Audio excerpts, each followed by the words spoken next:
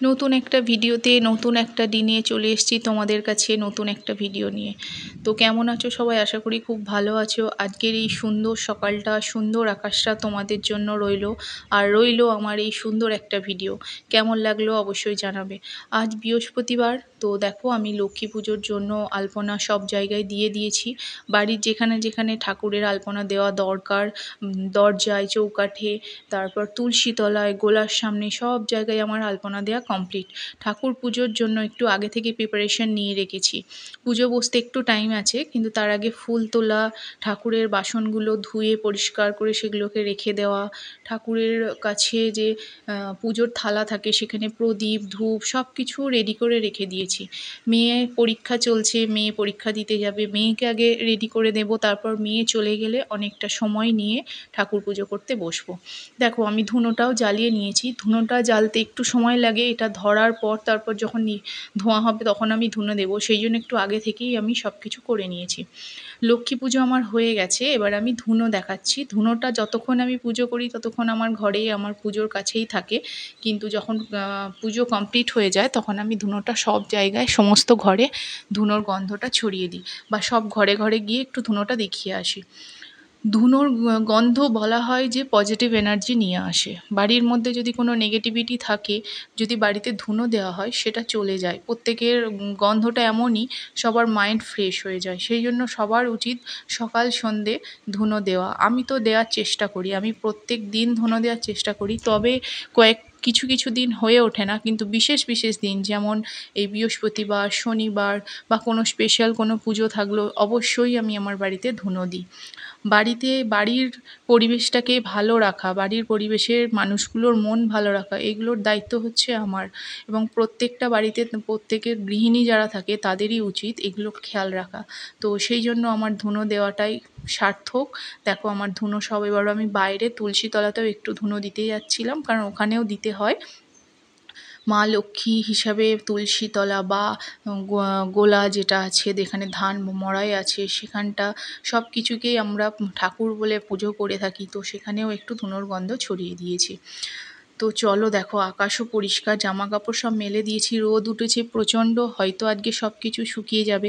তবে শরতের আকাশ তো, বিশ্বাস কিছু নেই, কখন যে বৃষ্টি নেমে যাবে ভরসা কিছু নেই। কিন্তু সকাল সকাল আমার যেহেতু সব কিছু হয়ে গেছে, সকাল সকাল জামা কাপড় মেলে দিয়েছি, আশা করছি সব শুকিয়ে যাবে।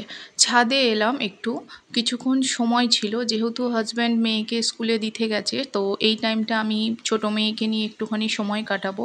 তো ভাবলাম চলো একটু, অনেক দিন ছাদে যাইনি, ছাদটা দেখে আসি কী অবস্থায় আছে।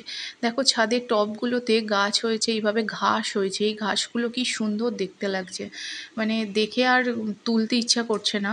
তো খুব ভালো লাগছে, চারিদিক সমস্ত গাছপালা যেন বর্ষার জল পেয়ে কত সবুজ হয়ে গেছে, মানে যেদিকেই আমি ক্যামেরা ঘোরাচ্ছি পুরোটাই শুধু সবুজ আর সবুজ, আর মাথার উপর নীল আকাশ। এত সুন্দর একটা অপরূপ দৃশ্য, শরৎকালেতেই সম্ভব এটা, আর কোনো কালে হয়তো সম্ভব হয়ে ওঠে না। তো ছাদে এসে সব কিছু দেখে একটু বেশ কিছুক্ষণ থেকে মেয়ের সাথে মন বেশ ভালো হয়ে গেল। দূরে মন্দিরটাও দেখছিলাম, আর কয়েকদিন পর মা দুর্গা আসবে, মা দুর্গার আগমন তো প্রায় হয়েই এলো, সময় হয়েই এলো। আর এদিকে আমার দুষ্টু মেয়ে দেখো আমার সাথে সাথে ছাদে চলে এসেছে, এসে দুষ্টামি করছে। তো বাইরের দিকে তাকানোর চেষ্টা করছে, ওর পিছন দিকে আমার জায়ের বাড়ি, তো যা ওকে ডাকছিল, সেই জন্য ও এখান থেকে উঁকি মেরে সাড়া দেওয়ার চেষ্টা করছে, তো যেটা একদমই ঠিক না। তো তারপর ওই জন্য ওকে আমি একটু নিচেই নামিয়ে নিয়েছিলাম। এদিকে আমার হাজব্যান্ড আজকে কী জিনিস এনেছে শুধু একবার দেখো, পদ্ম ফুল, ভাবতে পারছো পদ্ম ফুল, যেটা মা লক্ষ্মীর একদম প্রিয়, মা লক্ষ্মীর হাতে থাকে, মা লক্ষ্মীর চরণে, মা লক্ষ্মীর কথাতেই আছে কিন্তু যে চরণে পদ্ম ফুল দেওয়ার কথা, যেটা আজকে জানি না কিভাবে মা লক্ষ্মী এইভাবে সংযোগ করে দিল, যে ফুলগুলো কিভাবে নিয়ে এলো মানে এটারও একটা হিস্ট্রি আছে, কাহিনী আছে।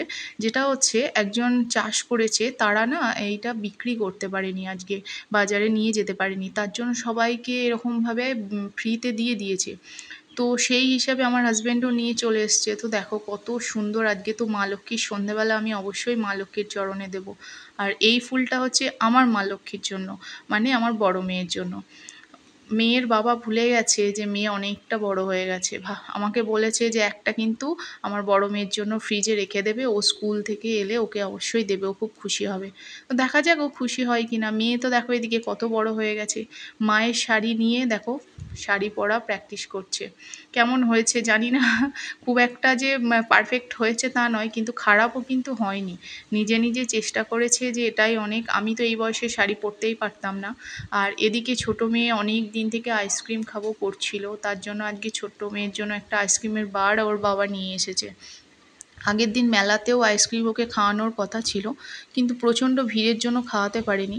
তো প্রমিস করেছিল যে আমি একটা বার অবশ্যই নিয়ে আসবো, সেটাই আজকে নিয়ে এসেছি। দুপুরের দিকে দেখো মেঘ ঘনিয়ে এসেছে, কিন্তু এই সময় আমার মেয়ের তো স্কুলে ছুটি হবে, তো হাজব্যান্ড বেরোচ্ছিল মেয়েকে আনতে। তো কিছু করার নেই, বৃষ্টি এলেও টাইমে যেহেতু স্কুল বাসটা আসবে সেহেতু বেরোতেই হবে ওকে, কিছু করার নেই। অসুবিধা কিছু নেই, গাড়িতে রেনকোট আছে। তো হাজব্যান্ড মেয়েকে আনতে চলে গেল, আর ছোট মেয়ে খাওয়া দাওয়া করে ঘুমিয়ে গেছে। এই টাইমটা ছোট মেয়ের ঘুমানোর সময়। তো আমি সেই ফাঁকে তেল গরম করলাম, কেন কি পাঁপড় ভাজবো আজকে, নিরামিষ যেহেতু, আলু পোস্ত ডাল করেছি। তো আমার হাজব্যান্ড সাথে একটু পাঁপড় ভাজা নেবে, ভাতের সাথেও পছন্দ করে।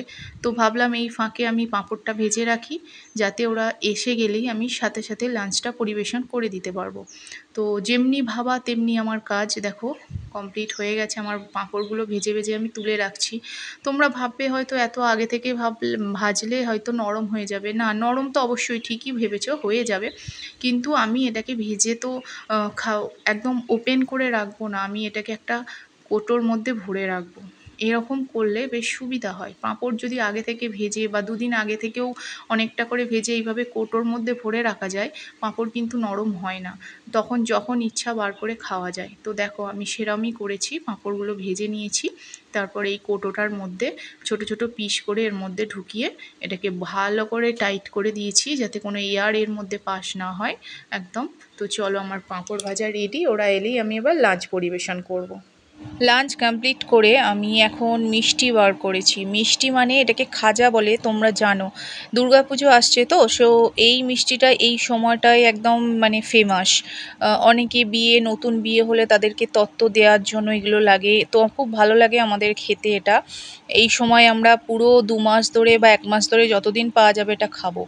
তো সাথে পদ্ম ফুলটা বার করেছি। তোমরা তো জানো আমার মেয়ের জন্য একটা পদ্ম ফুল রাখা ছিল, তো মেয়েকে দিয়েছি। দেখো মেয়ের এক্সপ্রেশন দেখো, মেয়ে কত খুশি পদ্ম ফুলটা পেয়ে। মেয়ের জন্য একটা রেখে বাকিগুলো মা লক্ষ্মীর জন্য পুজোর জন্য রেখে দিয়েছি। তো মেয়ে খুবই খুশি হয়েছে পদ্ম ফুলটা পেয়ে, মেয়ের বাবাও খুব খুশি।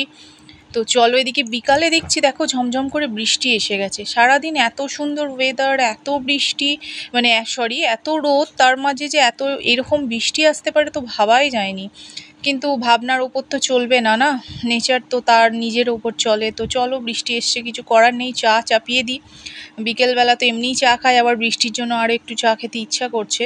তো চায়ের সাথে সাথে আমি ডিনারের একটু প্রিপারেশন নিয়ে রাখবো। মানে আজকে ডিনারে তো ভাবছি সবুজ মটর ছিল একটা প্যাকেট, তো সেটা ভাবছি ঘুগনির মতো বানাবো। সাথে একটু লুচি করে নেব গরম গরম, কারণ ওয়েদারও বেশ ঠান্ডা হয়ে গেছে। আর এদিকে বিস্কিট শেষ হয়ে গেছিলো, নতুন বিস্কিটের প্যাকেট আজকে কাটছি চায়ের সাথে খাবো বলে। চলো ভিডিওটা এবার শেষ করি। অনেকক্ষণ অনেক কিছু তোমাদের সাথে শেয়ার করলাম, সারা দিনটা আজকে খুব সুন্দর কাটিয়েছি। দেখা হচ্ছে নতুন আবার একটা দিনে, নতুনভাবে নতুন করে নতুন ভিডিও নিয়ে। ততক্ষণ পর্যন্ত তোমরা আমার ভিডিও দেখতে থাকো, লাইক করতে থাকো, কমেন্টস করতে থাকো। এইভাবে তোমাদের সাপোর্ট আমাকে আজ অনেক দূর নিয়ে যেতে পারবে। প্লিজ সবাই সাপোর্ট করো। দেখা হচ্ছে পরের ভিডিওয়।